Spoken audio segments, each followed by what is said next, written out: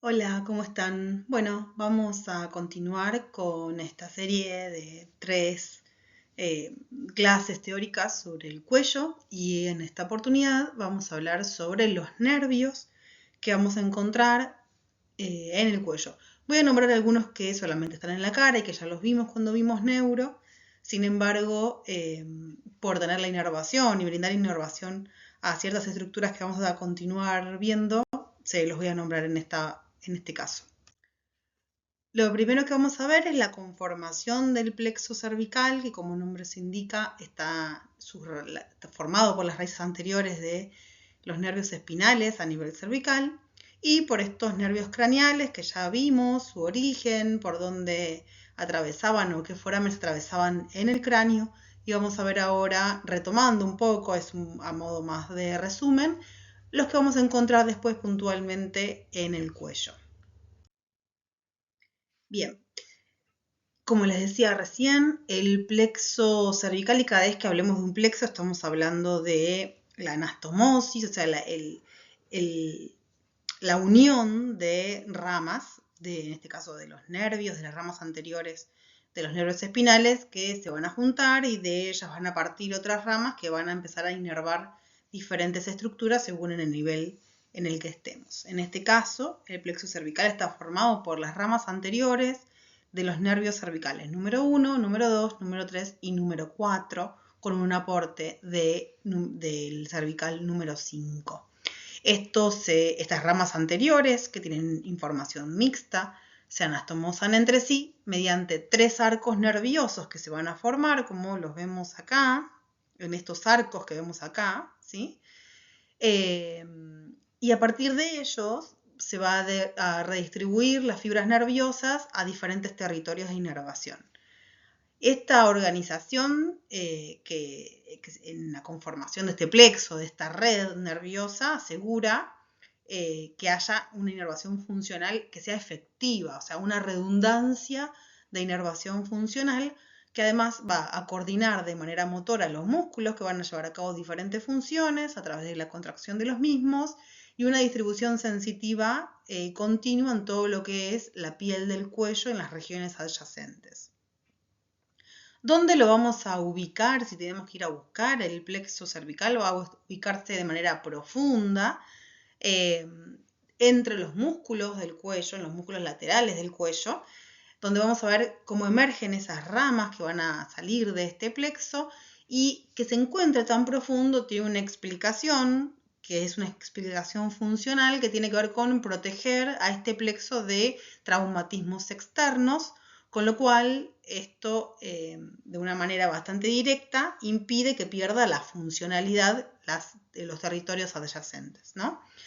El plexo en todo su conjunto es bien profundo, pero va a dar origen a dos subplexos, digamos, a dos grupos de nervios que salen de este plexo, que van a ser los ramos superficiales y los ramos profundos. Y vamos a verlos a continuación. También este plexo tiene algunas anastomosis con otras estructuras nerviosas que no son parte del plexo, como por ejemplo con una rama descendente del nervio hipogloso, y van a formar el asa del hipogloso o el asa cervical, que es esto que vemos por acá en la unión de estas dos estructuras, ¿sí? Y también va a tener anastomosis con otras estructuras que le van a aportar también inervación diferente.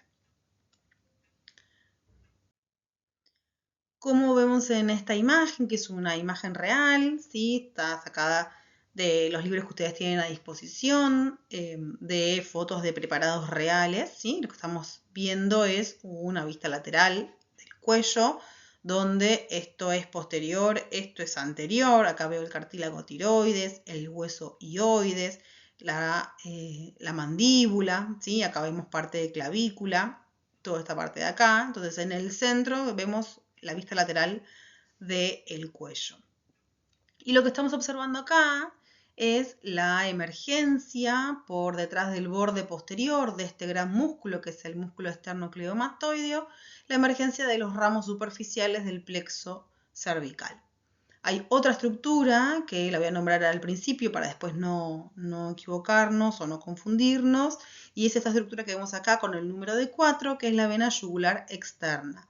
La vena yugular externa pertenece al drenaje venoso superficial del cuello y de la cara, que se forma en el espesor de la glándula parótida, que es la glándula salival, la principal, ¿sí? Que se encuentra a esta altura, ¿no? A la altura de la región anterior del pabellón auricular y a nivel de la articulación temporomandibular. Vamos a ver que en el espesor de esta glándula se juntan venas que provienen de traer la sangre, digamos, de la cara, ¿no? La vena facial, la vena temporal, la vena maxilar, se van a reunir para formar la vena retromandibular y que va a terminar conformando la vena yugular externa que pasa por la cara externa del esternocleidomastoideo. Bien, y por su borde posterior, más o menos a la mitad de este músculo, vemos emerger las ramas superficiales del plexo cervical. O sea que todas estas estructuras están muy relacionadas. Bien, al ser ramas superficiales, lo que estamos diciendo indirectamente es que están especializadas en la sensibilidad de la piel, en la sensibilidad cutánea. Son 5 nervios entonces que emergen ahí agrupaditos en la mitad del borde posterior del esternocleidomastoideo y los vamos a observar.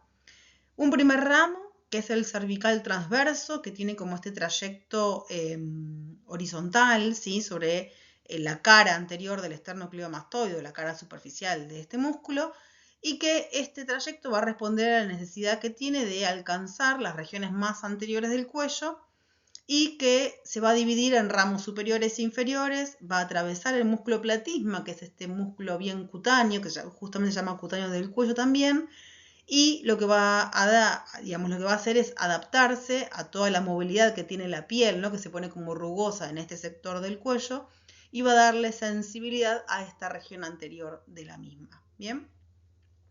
El otro que vamos a observar con el número de 5 es este que vemos acá ascender por la cara externa del esternocleidomastoideo. Es el nervio auricular mayor, ¿no? Que tiene este trayecto ascendente que va a ir bordeando todo el músculo hasta alcanzar a la región auricular para inervarla de manera sensitiva. Luego con el número 2 tenemos el nervio occipital menor, que el destino va a ser la piel en la región mastoidea o occipital, que acá vemos bien cómo se dirige, y esto es como fácil de entender en el sentido que estos nervios que estoy nombrando, estas ramas, muchas veces no se van a ver en el preparado porque fueron rotas o quebradas o disecadas a propósito para poder ver otras estructuras, sobre todo cuando ya el esternocleidomastoideo está seccionado, pero sí de observarlas, su dirección nos está indicando hacia dónde se dirige, con lo cual es fácil poder reconocerlas, ¿sí? Entonces, como decía recién, este número 2 está marcando a esta rama que se llama el occipital menor, y el destino de este nervio va a ser inervar de manera sensitiva toda la región mastoidea y toda la región occipital, por supuesto. Y luego tenemos finalmente estos ramos que se van hacia inferior, o sea, se van hacia la clavícula, con lo cual se llaman ramos supraclaviculares, y podemos dividirlos en 3. Unos ramos supraclaviculares que son internos, otros medios, que van a descender de manera oblicua hacia la región anterior, que son estos que nosotros estamos observando acá, y esto va a ser porque se van a dirigir a inervar la piel de la parte del tórax superior, ¿sí? Toda esta parte de acá, donde después vamos a encontrar, por ejemplo, los músculos pectorales. Toda esta región va a estar de la piel, ¿no? De manera sensitiva va a estar inervada por estos ramos supraclaviculares. Medial interno. Y la parte más lateral, que sería esta parte que se dirige lateralmente y además también un poco hacia posterior, cruza la clavícula, ¿sí? Y se va a dirigir hacia la región deltoide, hacia la región esta del hombro, asegurando la sensibilidad cutánea de esa parte justamente. Bien, entonces, por el tercio medio del externo y su borde posterior del esternocleidomastoideo emergen las ramas superficiales del plexo cervical, que ellas son la cervical transversa, la auricular posterior, el occipital menor y los supraclaviculares. Bien.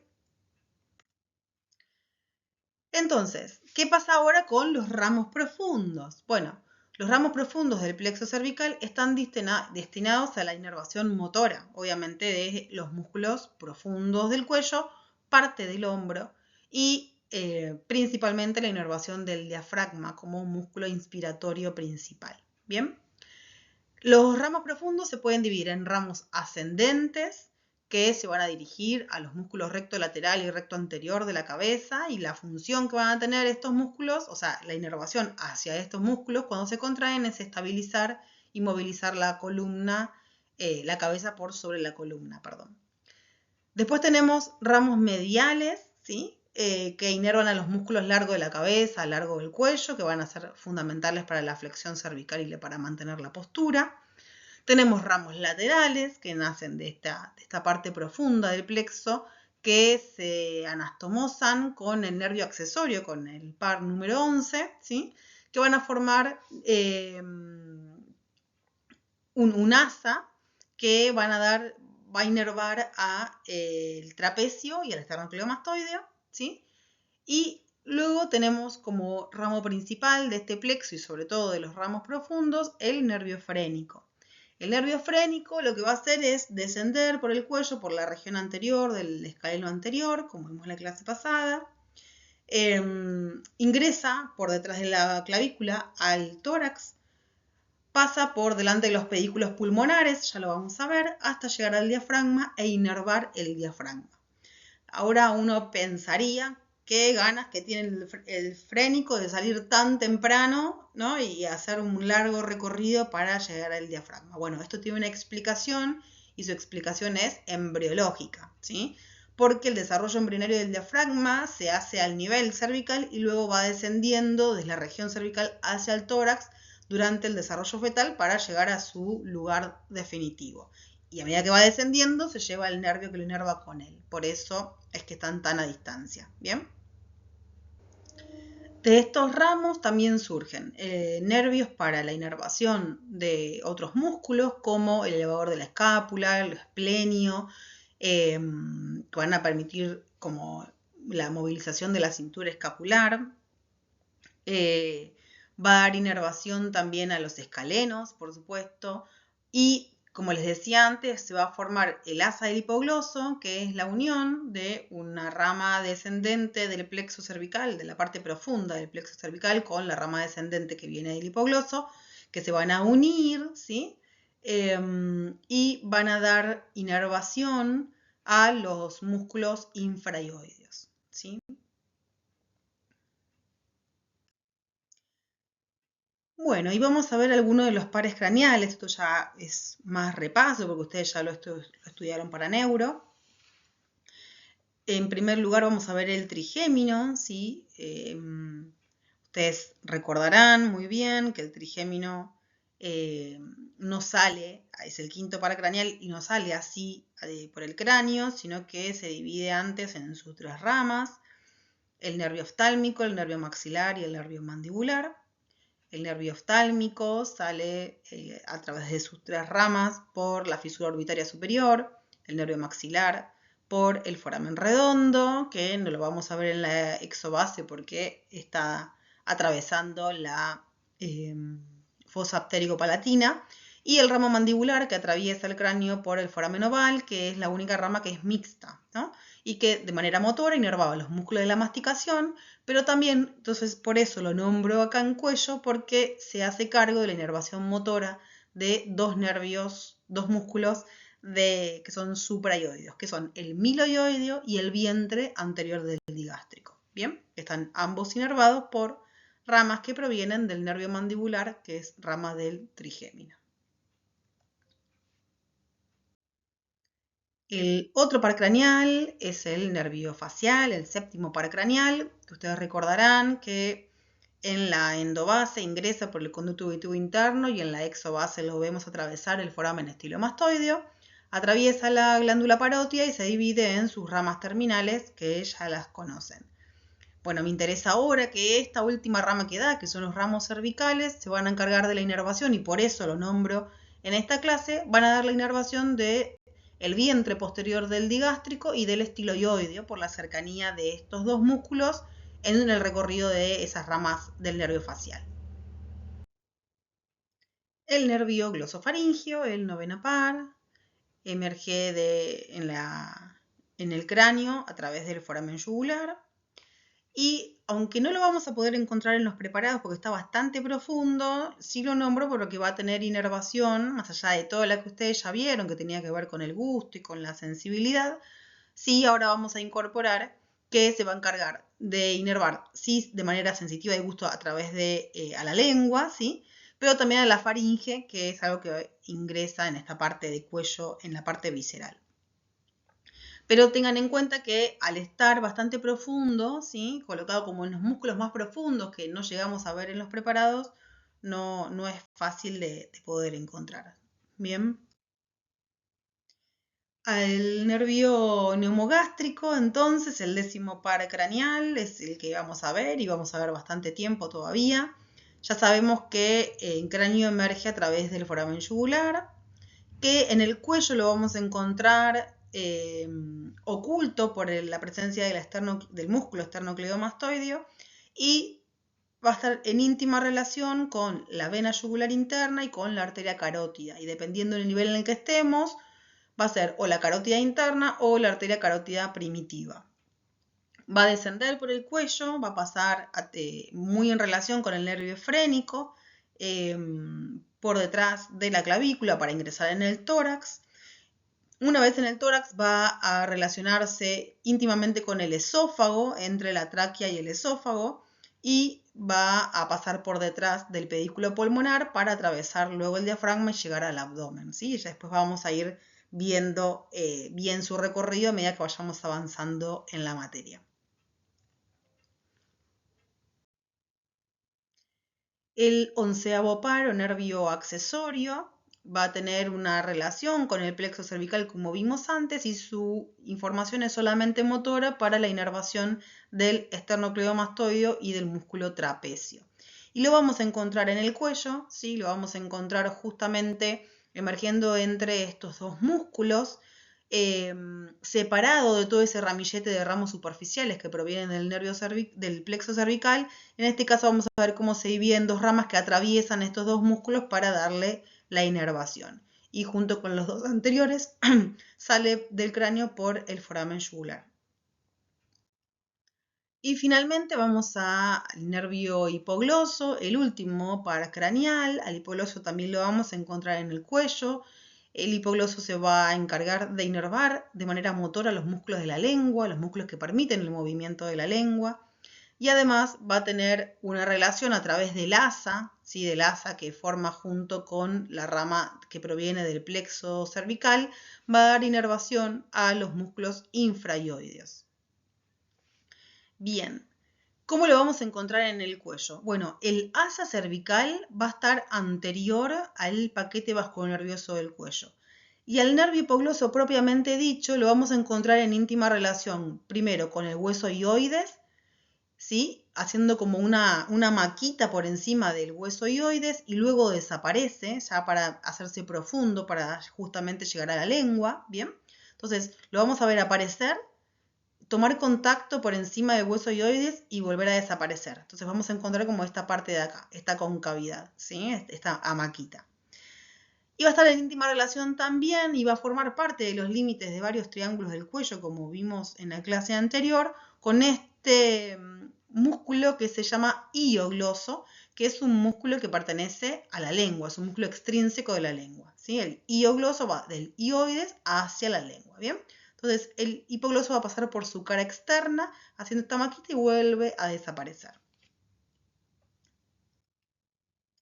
Bien, entonces yo tengo esta imagen que está divina, dista bastante de los preparados, pero vamos a ponernos acá a ver como estas relaciones, ¿bien?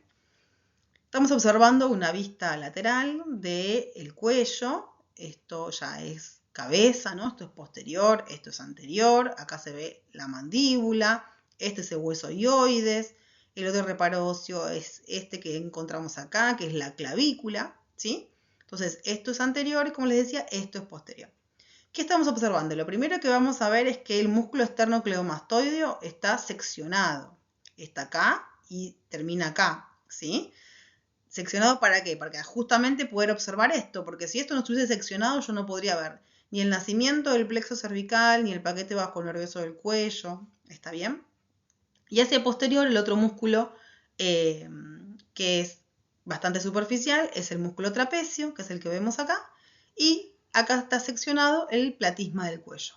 Estos tres músculos tuvieron que estar como seccionados justamente para poder encontrar los otros. Si repasamos músculos, nos vamos a estos músculos que tienen relación con el hueso hioides y vamos a encontrar el estilo hioideo y el digástrico, vientre anterior y el vientre posterior del digástrico. Acuérdense que lo pueden diferenciar porque la apófisis estiloides es anterior respecto de la mastoides también, ¿sí?